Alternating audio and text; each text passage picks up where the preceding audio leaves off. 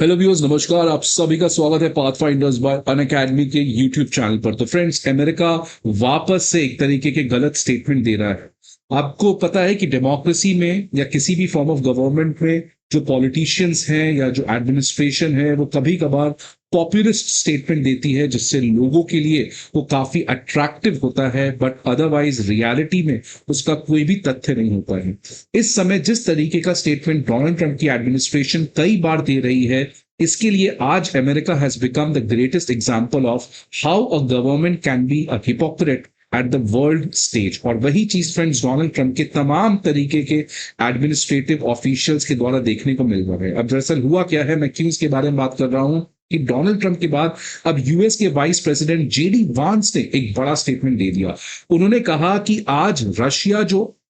America से बात कर रहा है, आज जो रशिया यूक्रेन के ऊपर बॉम्ब गिराना बंद कर दिया है, इसका सबसे बड़ा कारण है कि अमेरिका के द्वारा जो 50% का टैरिफ भारत पे लगाया गया था, जिसकी वजह से आज रशिया की इकोनॉमी बहुत बड़े खतरे में आ गई है, बिकॉज भारत ने रशिया से ऑयल परचेज करना मना कर दिया है। और इसी का नतीजा है कि आज रशिया जो है वो मजबूरन अमेरिका के साथ या यूक्रेन के साथ बातचीत करने को तैयार हो गया है।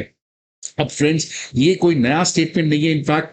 डोनाल्ड ट्रंप ने भी कहा था कि रशिया जो है वो अपना सबसे इंपॉर्टेंट इकोनॉमिक पार्टनर, सबसे इंपॉर्टेंट ऑयल क्लाइंट इंडिया को उसने खो दिया है। तो फ्रेंड्स, जेडी वांस का ये जो आर्ग्यूमेंट आया है, ये जो स्टेटमेंट आया है, आज अगेन इंडिया के फॉरेन पॉलिसी में इसके बारे में काफी ज्यादा मजाक बनाया जा रहा है। और जो भारत के एनवॉय हैं रशिया में, विनय कुमार, उनसे जब ये सवाल पूछा गया तो इन्होंने कहा कि इसमें कोई भी तथ्य नहीं है और भारत जो है वो अपने ऑयल इंटरेस्ट के लिए जहां से भारत को बेस्ट डील मिलेगा, भारत उस कंट्री से खरीदते रहेगा। वापस से हमारे भारत के एनवॉय ने कहा कि ये जो डील है अमेरिका के द्वारा जो 50% टैरिफ लगाया गया है, ये अनफेयर है, अनरीजनेबल है और अनजस्टिफाइड है। भारत जो है वो हर तरीके का मेजर्स लेगा जिससे भारत की जो नेशनल इंटरेस्ट है उसको बचाया जा सके, बिकॉज भारत के लिए 1.4 बिलियन सिटीजन्स का जो इकोनॉमिक एनर्जी सिक्योरिटी है वो भारत के लिए सबसे ज्यादा टॉप प्रायोरिटी है। और इसलिए अमेरिका के प्रेशर के बावजूद भारत जो है वो रशिया से तेल खरीदते रहेगा। तो अगर फ्रेंड्स भारत रशिया से तेल खरीद ही रहा है, अगर भारत ने कह दिया है कि हम रशिया से तेल खरीदना मना नहीं करेंगे, तो फिर जेडी वांस इस तरीके का बेतुका स्टेटमेंट दे ही क्यों रहे हैं? वैसे ये कोई अनएक्सपेक्टेड चीज नहीं है friends. Same argument India Pakistan को लेकर सीज फायर के ऊपर भी बेसलेस आर्ग्यूमेंट अमेरिका देते रहा है। और डोनाल्ड ट्रंप की यही पर्सनालिटी है, किसी भी चीज को ग्रैंड बना देना without any base, without any substance. Friends, आपको पता है कुछ दिन पहले जयशंकर जी भी वर्ल्ड इकोनॉमिक फोरम,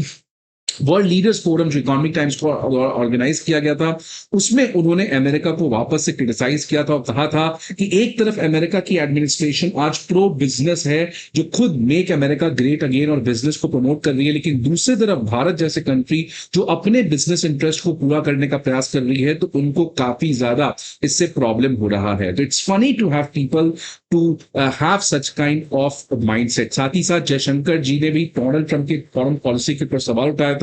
कि ये जो आज अमेरिका की हिपोक्रेसी है, उसी को उन्होंने दूसरे लैंग्वेज में कहा कि जिस तरीके का आज अमेरिका का फॉरेन पॉलिसी है, जो कि काफी अलग है एज कंपेयर टू ट्रेडिशनल और ऑर्थोडॉक्स मैनर जो हमेशा से अमेरिका की पॉलिसी रही है, आज इसका इंपैक्ट पूरी दुनिया में झेल रहा है। बिकॉज जिस तरीके से publicly Donald Trump foreign policy करते हैं, उससे चीजें काफी ज्यादा कॉम्प्लिकेट हो जाती है। और ये जो इंपैक्ट भारत के ऊपर हो रहा है, ये इंपैक्ट केवल भारत के ऊपर नहीं है बल्कि पूरी दुनिया में इस तरीके के प्रॉब्लम देखने को मिल रहे हैं। तो फ्रेंड्स, जेडी वांस का जो ये स्टेटमेंट है,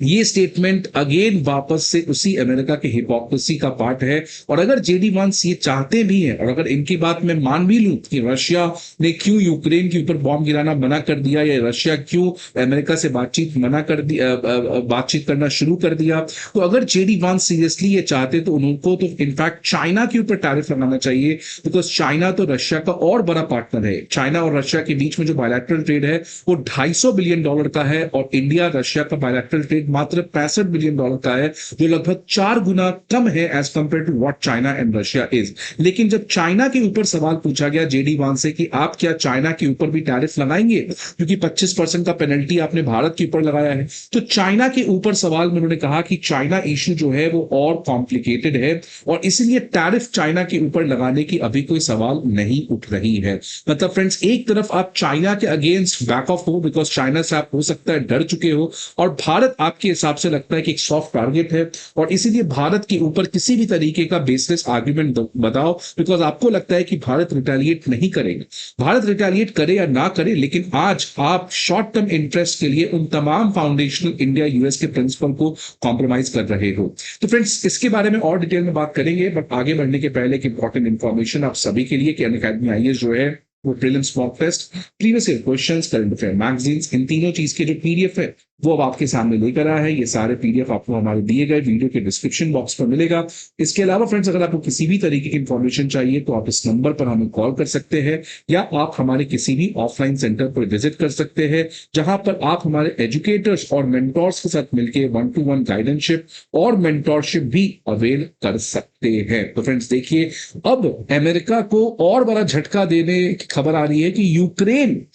जिस यूक्रेन की वजह से अमेरिका ने भारत के ऊपर टैरिफ लगाया, अब खुद वही यूक्रेन के प्रेसिडेंट भारत आने जा रहे हैं। तो देखिए फ्रेंड्स, अगेन अमेरिका आज कितना ज्यादा कहता कुछ और हो एग्जैक्टली कुछ और रहा है, क्योंकि अगर सीरियसली अमेरिका इतना ज्यादा भारत से खफा है, यूरोपियन यूनियन इतना ज्यादा भारत से खफा है, तो क्यों फिर जेलेंस्की भारत आ रहे हैं? बिकॉज अगर भारत आ रहे हैं तो कुछ तो उनका ऑब्जेक्टिव होगा ही, कुछ तो वो प्राप्त करना चाहते होंगे, कुछ तो उनको फायदा होगा ही, और अगर फायदा होगा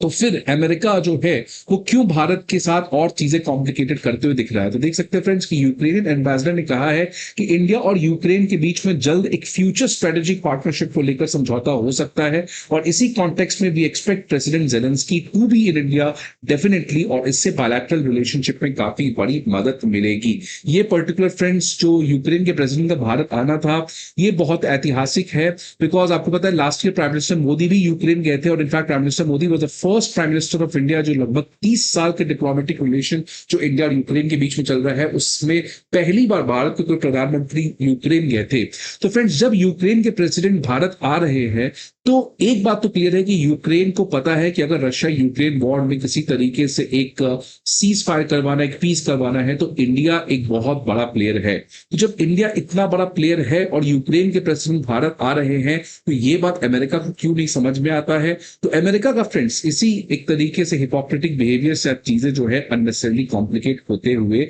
दिखते हुए नजर आ रही है। अब सवाल आता है फ्रेंड्स कि क्या 27 अगस्त को, जो कि परसों है, क्या डोनाल्ड ट्रंप जो 25% का पेनल्टी लगाने जा रहे हैं, क्या उसको ऑफिशियली उनको स्टार्ट करेंगे? बिकॉज अभी तक केवल ऐलान किया गया है, अभी भारत के ऊपर मात्र 25% टैरिफ लग रहा है, लेकिन ये जो 25% का पेनल्टी है ये 27 अगस्त से स्टार्ट होगा। तो अब इसके ऊपर सभी चीजों की निगाहें हैं, लेकिन जिस तरीके से चीजें फ्रेंड्स अब इमर्ज हुई हैं, एक तरफ भारत ने क्लियर कह दिया कि आप 50 लगाओ या 100 लगाओ, रशिया से हम तेल खरीदना मना नहीं करेंगे। दूसरा, अब खुद यूक्रेन और रशिया और अमेरिका के बीच में बातचीत स्टार्ट हो चुका है। तीसरा, यूक्रेन के प्रेसिडेंट भारत आ रहे हैं, जिसकी वजह से ये क्लियर कट हो गया है कि आज भारत के बिना कोई भी long term peace Russia Ukraine के बीच में नहीं हो सकता है। भारत ही एक ऐसा स्ट्रेटेजिक ऑटोनोमस प्लेयर है, एक न्यूट्रल प्लेयर है, जो दोनों के बीच में मेडिएशन करके चीजों को रिजॉल्व करने की कैपेबिलिटी रखता है। तो एक बात तो ये है कि हो सके कि डोनाल्ड ट्रंप जो है वो इस 25% का पेनल्टी का जो डेडलाइन है